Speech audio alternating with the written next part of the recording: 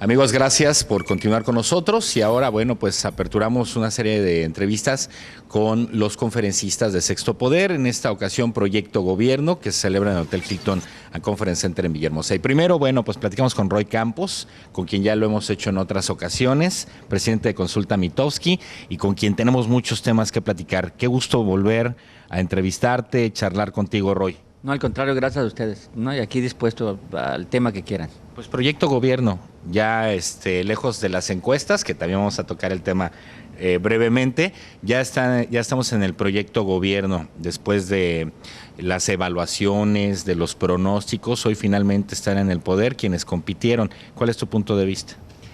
Pues bueno, estamos viviendo en México momentos especiales. Ajá. Mira, hay una frase que a mí me gusta repetir, es: las alternancias son inevitables.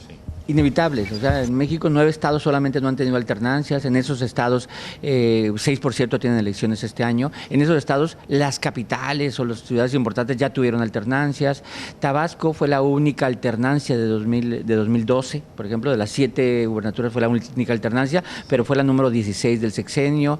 Las alternancias llegaron para quedarse y los ciudadanos tenemos que acostumbrarnos a que los gobiernos se dan con alternancias o sin gobierno, o sea, con alternancias o sin alternancias. Aquí en particular hubo una alternancia, digamos que muy, ¿cómo llamarle el asunto? Muy traumática, porque sí hubo rompimientos. Tú ves a nivel nacional y se da una alternancia sin trauma. Fue una transición tersa, fue un asunto donde incluso se integraron al gabinete gente que estaba anteriormente.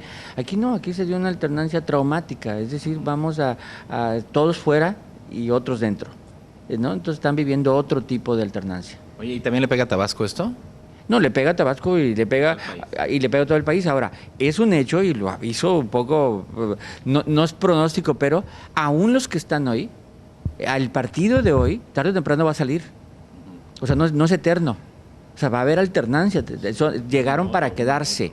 No sé si en el 2018 o en el 2024 o ¿no? Cuando quieras, pero no son eternos, ¿no? Y entonces la alternancia te da una ventaja para el ciudadano, porque el gobernante, cuando sabe que hay alternancias, tiene que cuidarse más. Tal vez muchas de las acusaciones que se da contra los anteriores tenga que ver con que creían que no perdían, ¿no? Y no, pues el asunto es que van a perder tarde o temprano.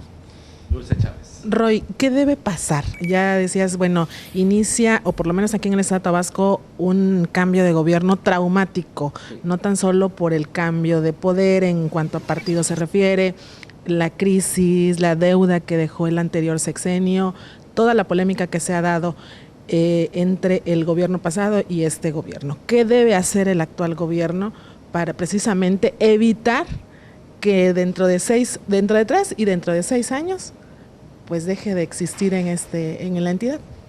No, nunca va a dejar de existir, ¿no? Tampoco nos vamos tan trauma. O sea, ¿no?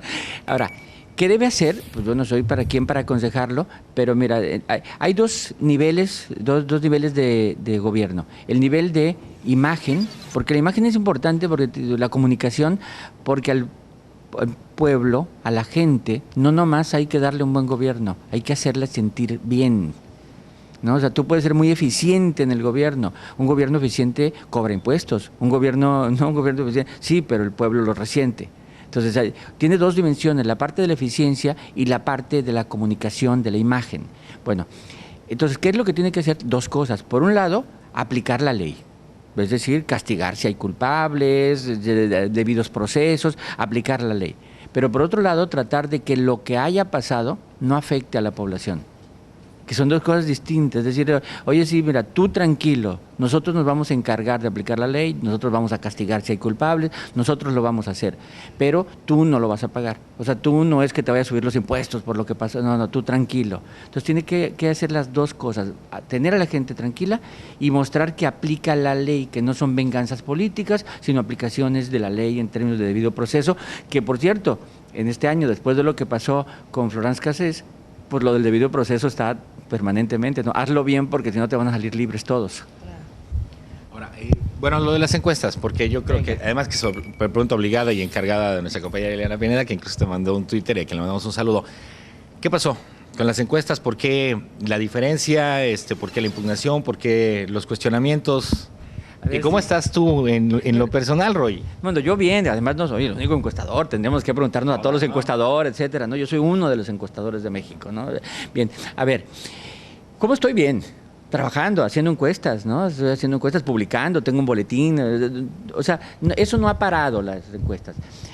Por cierto, en esto de las encuestas es como los aviones, ¿no? Es como los aviones.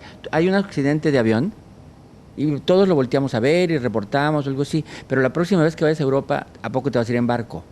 No, te vas a ir en avión porque sigue siendo la forma más segura, más rápida, más económica incluso de ir de un continente a otro. Bueno, con las encuestas pasa lo mismo. Cuando viene una elección, la forma más segura de darte cuenta cómo vienen las cosas es una encuesta. Entonces siguen siendo utilizadas, ¿no? ¿O qué? ¿O voy a leer el periódico para ver cómo viene una elección? No, o sea, ves las encuestas, entonces sigue siendo utilizadas. Ahora, ¿qué es lo que pasó? Hechos. Hechos es, las encuestas terminaron en promedio y todas, incluida la mía, con 15 puntos de ventaja para un candidato, ¿no? Ese es un poco lo que terminaron. Aproximadamente 44 contra 29. Viene la elección y termina y no gana por 15 puntos, sino por 8 puntos, pero ese candidato. Pero el mismo quedaban como ganador Peña. Quedaba, sí. Y entonces la crítica es decir, espérate, me engañaste, porque no ganó por tanto, ganó por la mitad de lo que tenía que haber ganado según las encuestas. No, bueno, en esa afirmación, primero hay una afirmación de pronóstico, es decir, esperaba de las encuestas que me pronosticaran. Y esa afirmación estaba como, a ver, si las encuestas nunca han pronosticado, ¿por qué ahora sí se nos exigía? Nunca lo han hecho. En el 88 la única encuesta que se publicó decía que Salinas ganaba por 36 puntos. En el 2000 decían que ganaba la Bastida. En el 2006 decían que ganaba López Obrador. Nunca han pronosticado, porque ahora se exigía ese pronóstico. No, sí hay diferencias, ¿no? O sea, pasó lo mismo que ha pasado siempre. Hay una sobreestimación de un partido por gente que deja de votar. Entonces nosotros lo único que estamos haciendo es decir, bueno, pues sí, pasó lo que pasó. ¿Impugnaron? Pues también era normal que impugnaran, o sea, se impugna porque se impugna, ¿no? Así es la ley. El Tribunal Electoral decidió algo, pues nosotros estábamos puestos en el juicio y el tribunal dijo, no, pues esas no tuvieron nada que ver. Por cierto, hay otro acusación aquí. En encuestas hay dos efectos. Un efecto que se llama el bandwagon, que es decir, las encuestas sirven para influir en el votante, para decirle, vota por este. Por eso dicen que son pagadas, ¿no? ¿Sí? A modo. Y los políticos a veces lo creen que así es, ¿no? Y otra teoría que dice, no, se llama el efecto underdog. Es un efecto de decir, la gente vota en contra en contra del que va arriba. Y tú ves en México, y en México normalmente siempre las encuestas han perjudicado al que va arriba. Siempre. ¿Y ahora qué pasó? También. A ver, ¿por qué en el 2006 no hubo un movimiento en contra de su paisano Roberto Madrazo? O sea, porque también si ganaba él regresaba el PRI. Y no hubo ningún movimiento 132, ningún movimiento, nada que dijeran, no, anti-PRI. ¿Por qué? Porque las encuestas no decían que podía ganar. ¿Y por qué en el 2012 hubo un movimiento anti-Peña? Porque las encuestas decían que iba a ganar. Entonces, ¿a quién perjudicaron las encuestas? A Peña. O sea, no lo ayudaron, se generó, y tú te fijas en el 2000... Sí le quitó puntos a final de cuentas. Claro, las encuestas. En el 2000 se generó un movimiento anti la Bastida. Sí. Tan es así que hubo el voto útil famoso para sacar al PRI. En el 2006 se generó un movimiento anti Andrés Manuel. Como iba hasta arriba, se generó para que los priistas votaran por Andrés Manuel porque era un peligro, etcétera. ¿A quiénes perjudican las encuestas? Al que va arriba. Entonces no es cierto que publicar encuestas a favor de alguien lo ayuda, lo termina perjudicando. ¿Y a los encuestólogos no los perjudica? ¿No es una estrategia para demeritar su labor? A los encuestadores. Encuestadores. Los encuestólogos todos somos. Estudias más a modo. Sí, no, a los encuestadores, sí, a los encuestadores nos perjudica primero porque nos utilizan como la propaganda. Sin embargo, se vale, ¿no? Se vale porque en una campaña un político utiliza todo lo que pueda, que crea que le puede beneficiar, todo, ¿no? Noticias, si hay un muerto, dicen, ya ver, ese muerto porque lo mató el gobernador, ¿no? O sea, todo lo utilizan. Y ahora como decirle, oiga, usa todo, pero las encuestas no. No, pues utilizan todo. O algo que digo mucho es, a ver, ¿de veras le vamos a prohibir en una campaña a los candidatos las mentiras.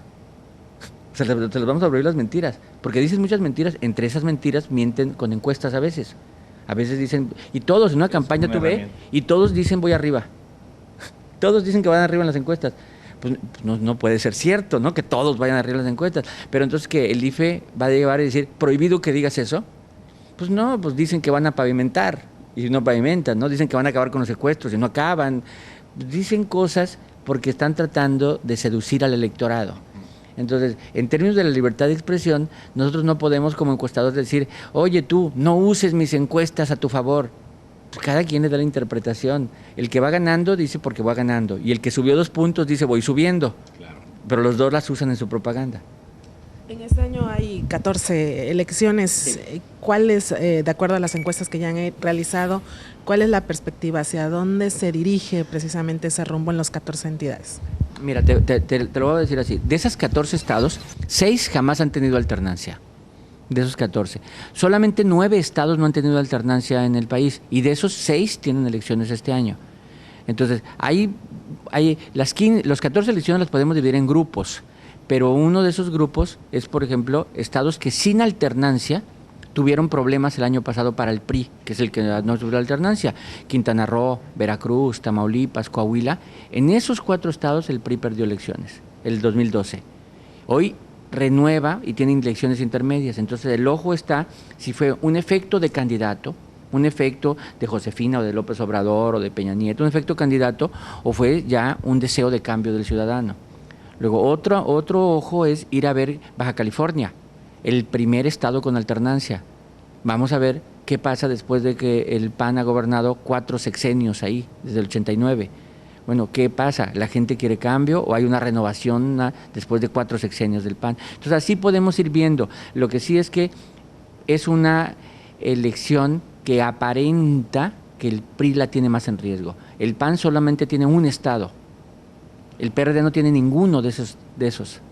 ¿No?